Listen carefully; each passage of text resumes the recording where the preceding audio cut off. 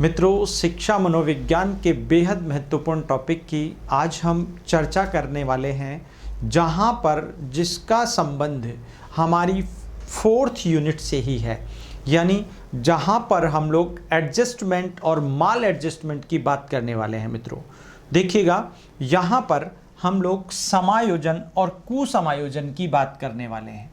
Adjustment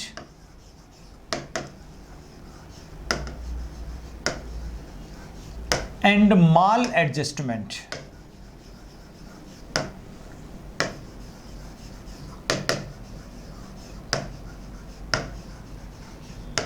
जिसकी हम लोग चर्चा कर रहे हैं। देखिएगा, समायोजन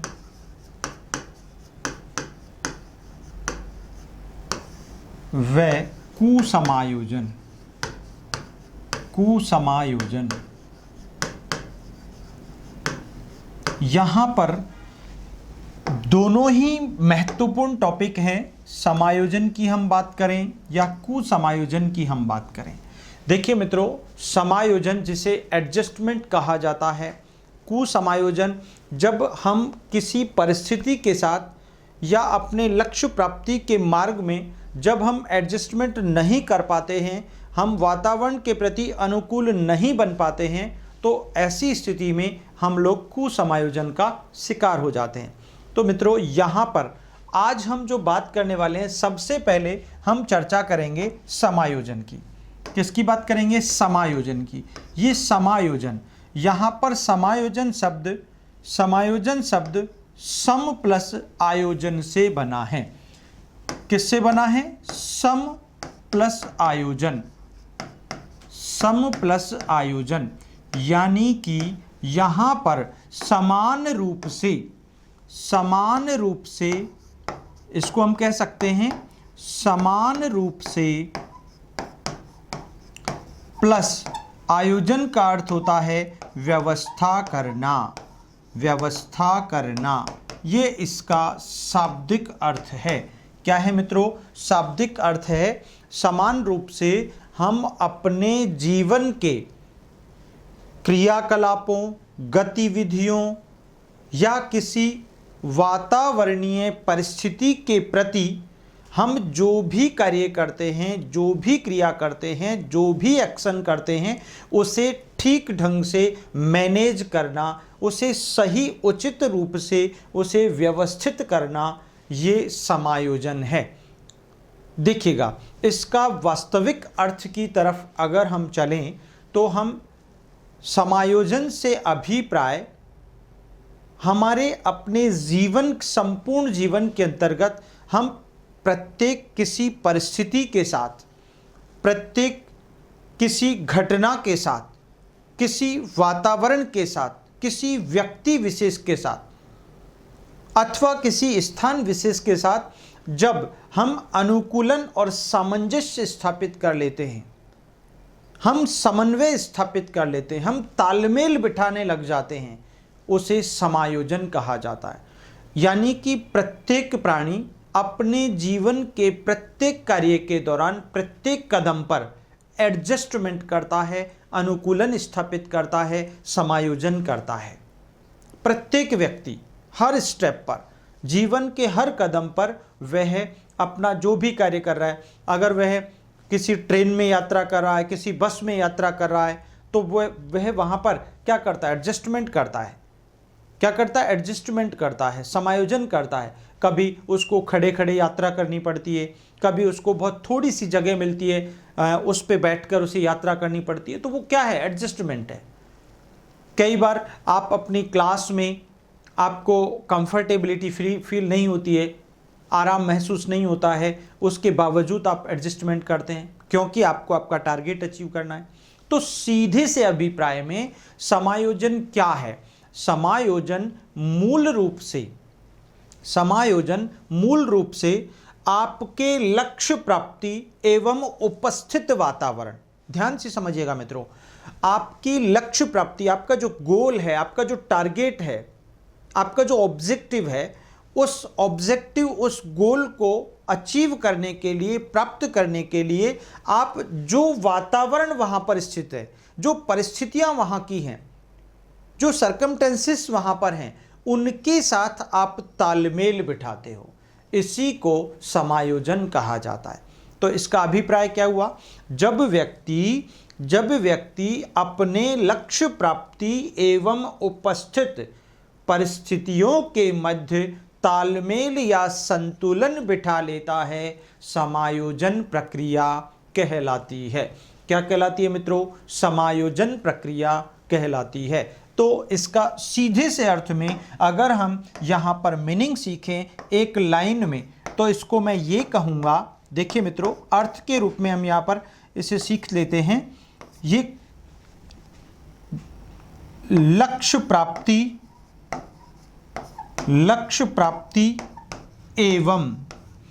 एवं या वह उपस्थित परिस्थिति, लक्ष्य प्राप्ति एवं उपस्थित परिस्थिति के बीच या के बीच संतुलन या तालमेल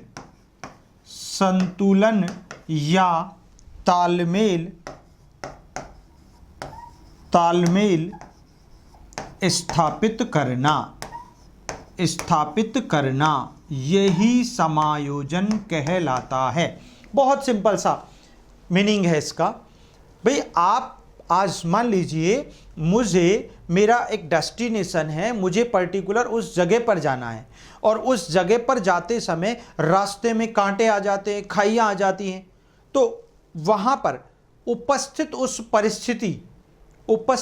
परिस्थिति और मेरा लक्ष्य, अब लक्ष्य प्राप्ति के मार्ग में जो बाधाएं उत्पन्न हुई, जो परिस्थितियां उत्पन्न हुई, जो प्रतिकूल विपरीत परिस्थितियां आई, इन दोनों के बीच और लक्ष्य प्राप्ति के मध्य, इन दोनों के बीच मुझे क्या करना पड़ेगा? संतुलन बनाना पड़ेगा, तालमेल स्थापित करना पड़ेगा। मुझे हो सकता है दूसरे नए रास्ते से जाना पड़े जो बहुत दूर से निकलता हो, मुझे हो सकता है कुछ कष्टों का सामना करना पड़े अगर मुझे अपने लक्ष्य की प्राप्ति करनी है। ठीक वैसे ही जिस प्रकार आप अपने ग्रेड फर्स्ट व्याख्याता के पद पर आप चयनित होना चाहते हैं, आप ग्रेड सेकंड के शिक्षक बनना चाहते हैं, आप ग्रेड थर्ड के शिक्षक बनना चाहते हैं, आप आरएस या आईएएस बनना चाहते हैं, तो ऐसी परिस्थिति में आप अपने उस लक्ष्य प्राप्ति के मार्ग में उत्पन्न बाधाओं, परिस्थितियों, वातावरण, उन सब के बीच तालमेल बिठाते हो। आपको कई बार क्या होता है, जब आप पढ़ रहे होते हैं तो हो सकता है आपको बहुत तेज़ गर्मी लग रही हो, बहुत तेज़ भूख लग रही हो, लेकिन उसको भी आप सहन करते हो। यही तो एडजस्टमेंट है। तो हम जीवन के हर हिस्से में, प्रत्येक परिस्थिति में, प्रत्येक कार्य के दौरान एडजस्टमेंट करते हैं। कई बार घर में आपका पसंदीदा खाना नहीं बनता है, लेकिन फिर भी आप पेट भरते हो, अपने आप को संतुष्ट करते हो। That is also called adjustment. इसे भी हम एडजस्टमेंट ही कहेंगे। तो मित्रों, बहुत सारी हम जीवन के प्रत्येक हिस्से में एक एडजस्टमेंट करते हैं, एक संतुलन स्थापित करते हैं, एक तालमेल बिठाते हैं, और इसी को समायोजन प्रक्रिया हमारे मनोविज्ञान की भाषा में कहा जाता है। क्लियर हो गया? तो समायोजन एक ऐसी प्रक्रिया है जिसके अंतर्गत व्यक्ति अपने लक्ष्य या उद्देश्य प्राप्ति एवं उपस्थित वातावरण दोनों के बीच तालमेल बिठा लेता है, दोनों के बीच संतुलन स्थापित कर लेता है, उसे समायोजन कहा जाता है। बिल्कुल सिंपल है। फिर एक मनोविज्ञानी की बात करें जिनका नाम है कुप्पूस्वामी। जिनका नाम क्या है? कुप्पूस्वामी। कुप्पूस्वामी कहते हैं समायोजन के फलस्वरूप व्यक्ति को प्रसन्नता होती है। याद रखना, समायोजित जो व्यक्ति होता है, एडजस्टेबल जो पर्सनैलिटी होता है, समायोजित जो व्यक्ति होता है, उसकी सबसे खास विशेषता होती है वह सदैव खुश रहता है, प्रसन्न रहता है। आपने देखा होगा जनरली कि जो लड़कियां अपने विवाह के उपरांत, अपनी शादी के उपरांत जब ससुराल पक्ष में जाती हैं और वहाँ पर वो ससुराल पक्ष की उन परिस्थितियों, उस वातावरण, उन लोगों के साथ जब तालमेल और संतुलन बना लेती हैं तो बड़ी खुश रहती हैं, और जब तालमेल और संतुलन नहीं बना पाती हैं तो फिर दिमाग में तलाकनामा ही घूमता रहता है। तो इस कारण समायोजन क्या है? उपस्थित परिस्थिति के साथ तालमेल स्थापित करना। अपने जीवन के लक्ष्य प्राप्ति के साथ तालमेल और संतुलन बनाना ही समायोजन है। जो नहीं कर पाते हैं वो कुसमायोजन का शिकार हो जाते हैं, और जैसे ही व्यक्ति कुसमायोजन का शिकार होता है तो वह अनेक मानसिक रोगों से पीड़ित हो जाता है। तो क्या कहते हैं, कुप्पुस्वामी का कहना है कि समायोजन के फलस्वरूप व्यक्ति को प्रसन्नता होती है, जिससे उसके संवेगात्मक द्वंद्व और तनाव स्वतः ही दूर हो जाते हैं। यानी जिस टेंस में वो था, जिस तनाव से वो पीड़ित था, वो अपने आप ही दूर हो जाता है। कब? जब वह क्या करता है, उपस्थित परिस्थिति के साथ तालमेल स्थापित कर लेता है, और ये तालमेल व्यक्ति को खुश बनाते हैं और खुशी से उसके तनाव स्वतः ही दूर हो जाते हैं। भाई जब व्यक्ति प्रसन्न होता है, खुश होता है, तो वो तनाव से मुक्त हो जाता है, वह चिंता मुक्त हो जाता है। तो यही बात की है कुप्पुस्वामी ने। चलिएगा हम लोग लिख लेते हैं। देखिएगा कुछ परिभाषाओं की तरफ हम लोग बढ़ें तो समायोजन की परिभाषाएं। समायोजन की परिभाषाएं।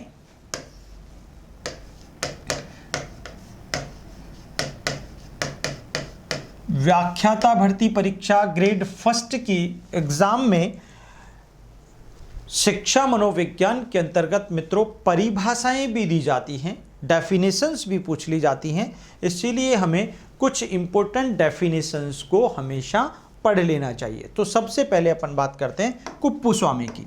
देखिएगा कुप्पुस्वामी समायोजन के संदर्भ में क्या कहते हैं।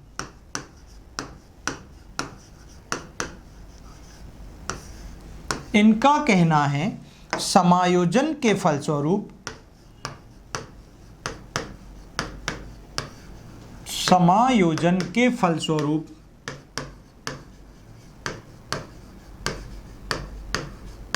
व्यक्ति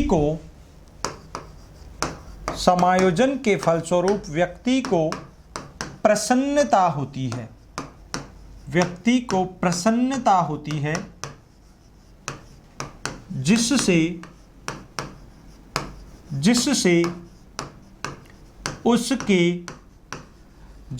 उसके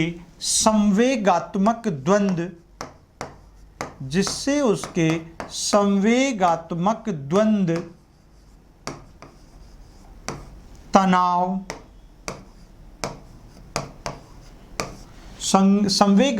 द्वंद्व तनाव चिंता स्वतः ही दूर हो जाते हैं। ये कहना है मित्रों कुप्पुस्वामी का। किसका कहना है? कुप्पुस्वामी का। क्लियर है। उसके बाद हम यहाँ पर और अगर बात करें तो एक नाम आता है एडलर का। एडलर कहते हैं समायोजन श्रेष्ठता प्राप्ति का आधार है। एडलर क्या कहते हैं? समायोजन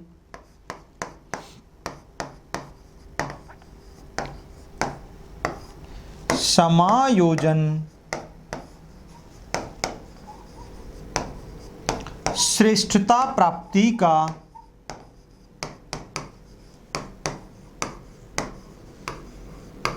आधार है। कहने का अभिप्राय ये हुआ कि समायोजन श्रेष्ठता प्राप्ति का, वाकई यहाँ पर अगर आपने एडजस्टमेंट कर लिया है तो निश्चित तौर पर यह आपके व्यक्तित्व को श्रेष्ठ बनाता है, दूसरों की तुलना में बेहतर बनाता है, दूसरों की तुलना में सर्वोच्चता प्रदान करता है। इस कारण समायोजित व्यक्ति को श्रेष्ठ व्यक्तित्व कहा जाता है, अच्छा बेहतर व्यक्तित्व कहा जाता है, इसमें कोई डाउट ही नहीं है। इसी प्रकार स्कीनर का कहना है समायोजन एक अधिगम प्रक्रिया है। स्कीनर की परिभाषा हम देख लें। देखिए मित्रों, स्कीनर जिन्होंने क्रिया प्रसूत अधिगम का सिद्धांत दिया था, ये कहते हैं, अधिगम की जब इन्होंने डेफिनेशन दी थी तो इन्होंने कहा था उत्तरोत्तर अनुकूलन की प्रक्रिया अधिगम है। यानी जैसे जैसे व्यक्ति आगे बढ़ता जाता है, उन्नत होता जाता है, विकास के पथ पर अग्रसर होता जाता है, तो यही उसकी अधिगम की श्रृंखला है, अधिगम की प्रक्रिया है। इसी प्रकार समायोजन को भी ये कहते हैं, समायोजन एक अधिगम प्रक्रिया है। यहां पर समायोजन को क्या कहते हैं?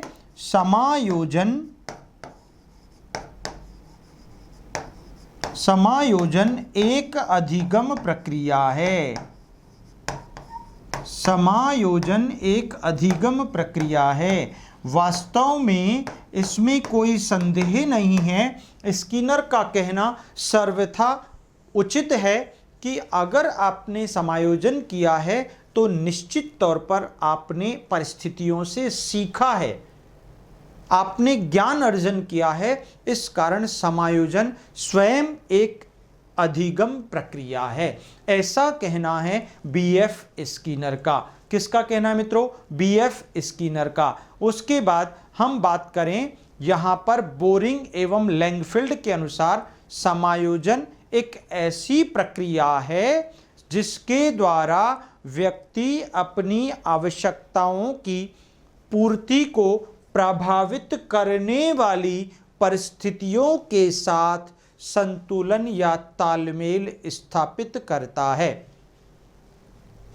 देखिएगा, हम बोरिंग और लैंगफील्ड, ये इंपॉर्टेंट डेफिनेशन है समायोजन की, याद रखिएगा। बोरिंग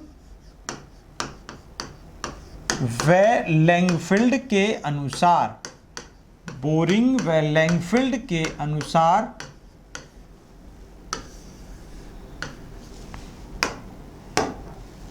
समायोजन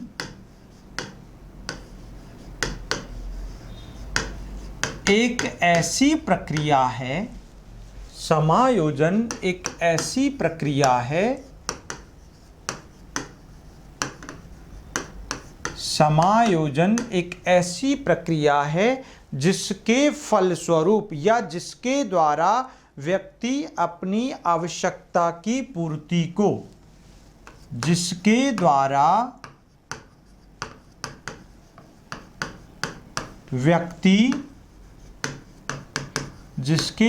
व्यक्ति अपनी आवश्यकता पूर्ति, व्यक्ति अपनी आवश्यकता पूर्ति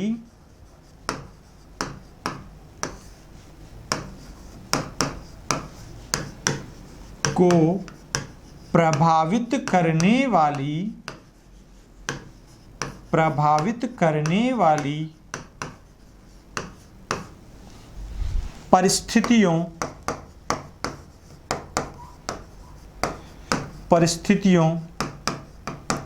के साथ संतुलन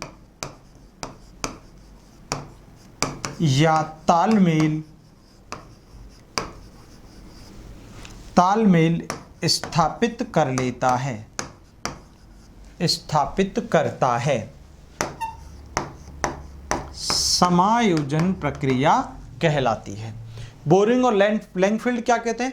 समायोजन एक ऐसी प्रक्रिया है, समायोजन एक ऐसी प्रक्रिया है जिसके द्वारा व्यक्ति अपनी आवश्यकता पूर्ति को, भाई सीधी सी बात है, एक ऐसी प्रक्रिया है जहां पर मान लीजिए आपको ग्रेड फर्स्ट के पद पर, व्याख्याता के पद पर आपको चयनित होना है, आपको ग्रेड सेकंड का शिक्षक बनना है, तो ऐसी स्थिति में आपका लक्ष्य क्या हुआ?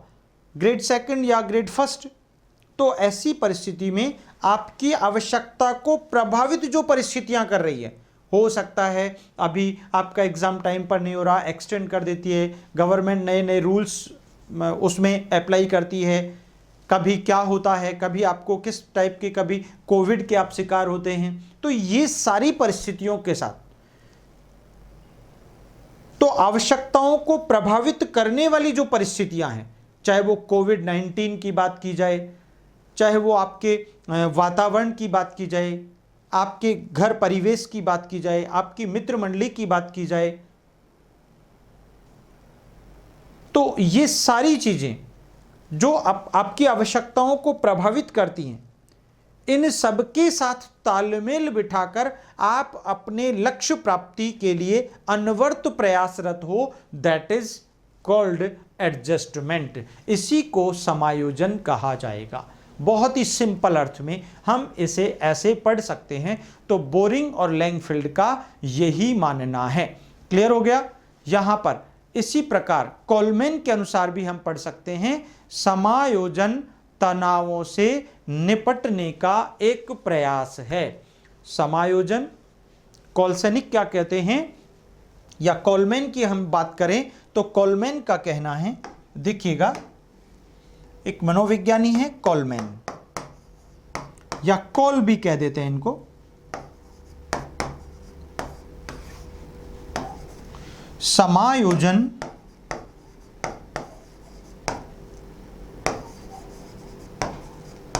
तनावों से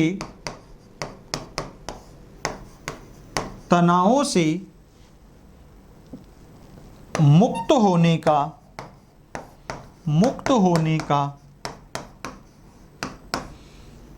एक प्रयास है।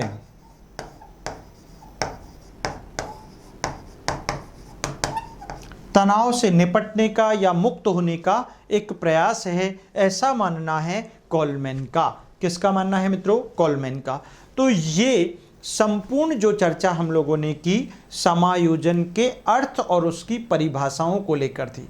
अब यहाँ पर हम समायोजन की यानी एक सुसमायोजित व्यक्ति की विशेषताओं और लक्षणों पर प्रकाश डालेंगे, जहाँ पर आकर हम ये जान लेंगे कि वास्तव में एक एडजस्टेबल पर्सनैलिटी यानी एक सुसमायोजित व्यक्ति की क्या विशेषताएं होती हैं, उसकी क्या करैक्टरिस्टिक्स होती हैं, उसके क्या गुण होते हैं, क्या खूबियां होती हैं। तो उसी की हम लोग यहाँ पर चर्चा कर रहे हैं। तो देखिएगा, महत्वपूर्ण टॉपिक यहाँ पर ये है सुसमायोजित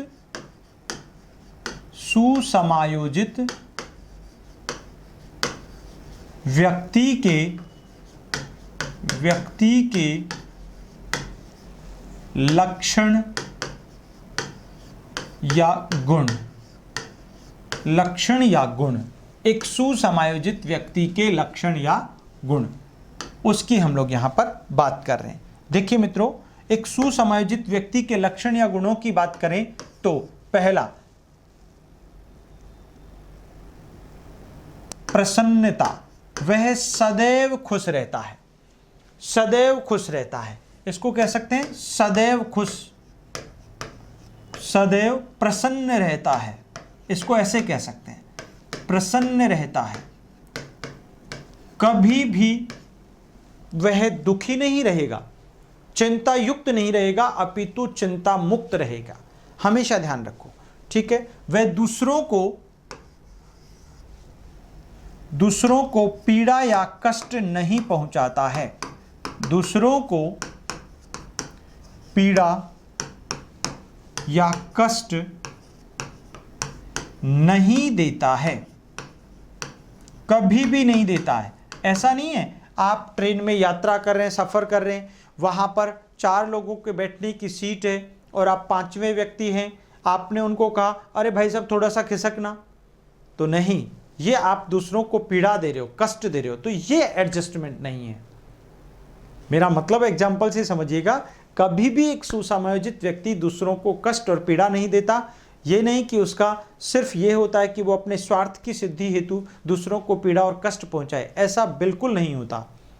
तो सुसमायोजित व्यक्ति कैसा होता है? वो सदैव प्रसन्न रहता है, दूसरों को पीड़ा और कष्ट नहीं पहुंचाता है, उसका दृष्टिकोण सकारात्मक होता है।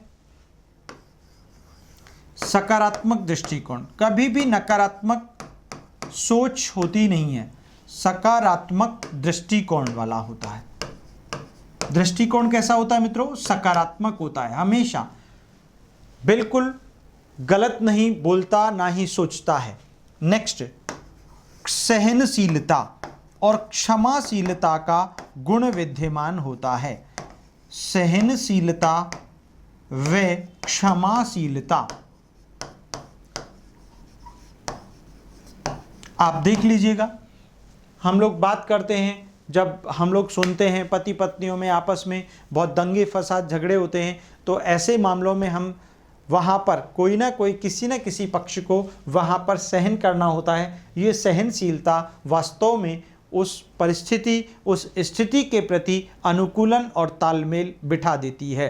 क्लियर है? समस्या समाधान, यहाँ पर ये समस्या समाधान करने में सक्षम होते हैं। समस्या समाधान की योग्यता, समस्या समाधान की योग्यता से एक सुसमायोजित व्यक्ति के अंतर्गत विद्यमान होती है। नेक्स्ट, इनका व्यवहार संतुलित होता है।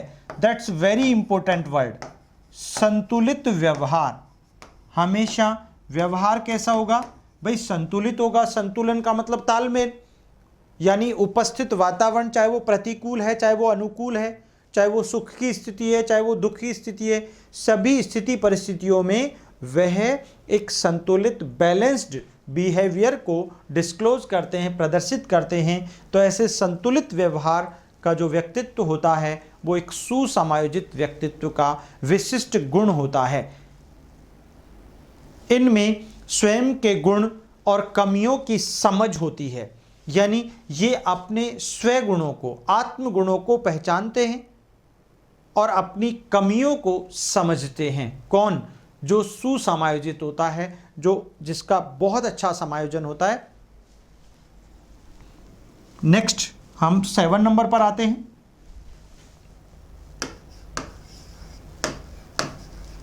स्वयं गुणों व कमियों की समझ, कमियों की समझ, यानी कि अपने गुण और अपनी कमियों को ये जानते हैं, उनके प्रति समझदारी इनके अंदर होती है। ये मानसिक रूप से संतुलित होते हैं, लक्ष्य पूर्ति या लक्ष्य प्राप्ति करने वाले होते हैं,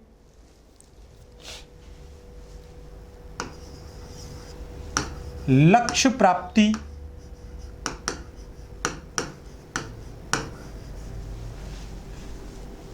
करने वाले,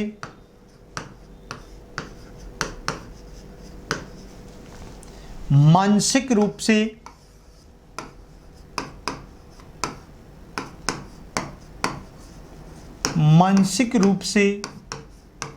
संतुलित होते हैं, मानसिक रूप से संतुलित होते हैं।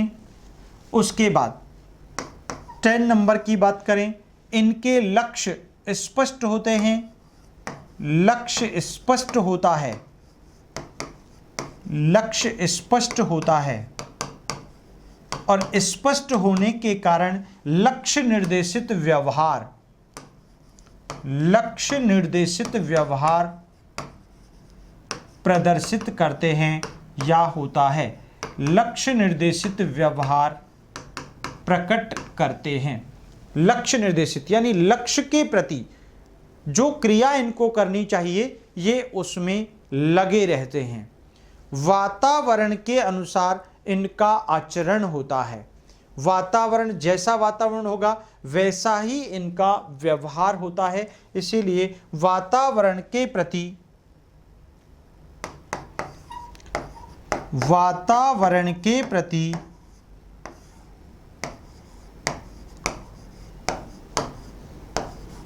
उचित सामंजस्य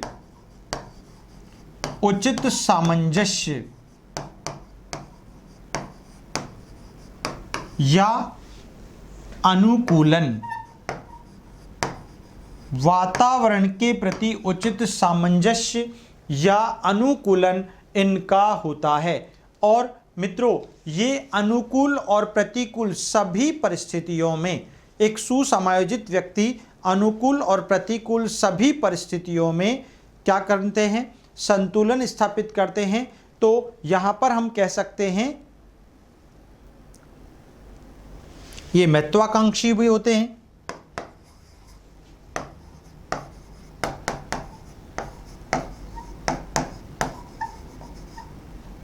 महत्वाकांक्षी भी होते हैं, यानी जो लक्ष्य निर्धारित करते हैं उसके प्रति इनकी इच्छा होती है, ये अपेक्षित होते हैं कि निश्चित तौर पर हम अपने लक्ष्य की प्राप्ति कर लें।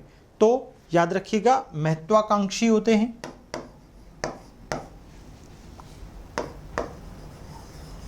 उसके बाद प्रतिकूल परिस्थितियों का सामना करने के लिए तैयार होते हैं। प्रतिकूल परिस्थितियों के प्रति प्रतिकूल परिस्थितियों का सामना करने में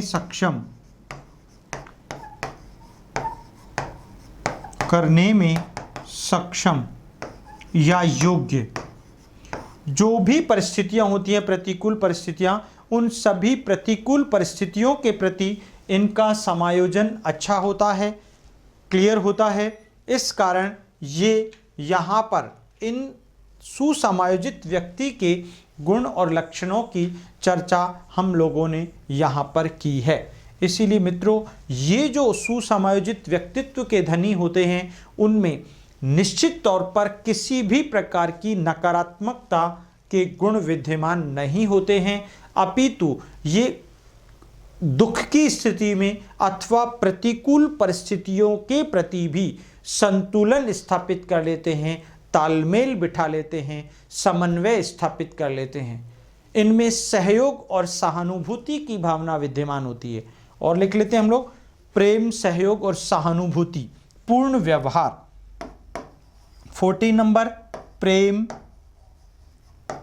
सहयोग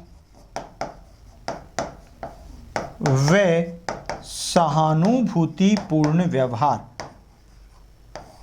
सहानुभूति पूर्ण व्यवहार। देखिए मित्रों, यहां पर हम लोगों ने एडजस्टेबल पर्सनैलिटी यानी सुसमायोजित व्यक्ति के उन लक्षणों, गुणों और विशेषताओं की चर्चा की है जो वास्तव में एक सुसमायोजित व्यक्ति में परिलक्षित होते हैं। अगर मित्रों आप ऐसा मान लीजिएगा, अगर ये गुण और विशेषताएं जिस व्यक्ति में नहीं है तो निश्चित तौर पर अपितु इनके विपरीत अपोजिट है, तो 100% वह सुसमायोजित न होकर एक कुसमायोजित यानी माल एडजस्टमेंट पर्सनैलिटी कहलाता है। क्लियर है? तो यहां पर एक बार हम सभी विशेषताओं को, जो एक सुसमायोजित व्यक्ति के लक्षणों को, गुणों को या विशेषताओं को प्रदर्शित करती हैं, उन विशेषताओं को हम सीख लेते हैं। वास्तव में आपसे जो एग्जाम में क्वेश्चन पूछा जाता है, निम्न में से कौन सा एक सुसमायोजित व्यक्तित्व का लक्षण या गुण या विशेषता नहीं है या है, ऐसा पूछा जाएगा। हो सकता है आपको लिख दे गंभीर अवसाद युक्त, तो गंभीर अवसाद युक्त वही व्यक्ति होगा जो कुसमायोजित होगा मित्रों। इसीलिए अगर आपको समायोजित व्यक्ति के लक्षण और विशेषताएं पता हैं तो आप कुसमायोजन को की छटनी कर सकते हैं, उसको आप सिलेक्ट कर सकते हैं। और अगर आपको कुसमायोजन पता है तो आप सुसमायोजन को यानी समायोजन को आप आइडेंटिफाई कर सकते हैं।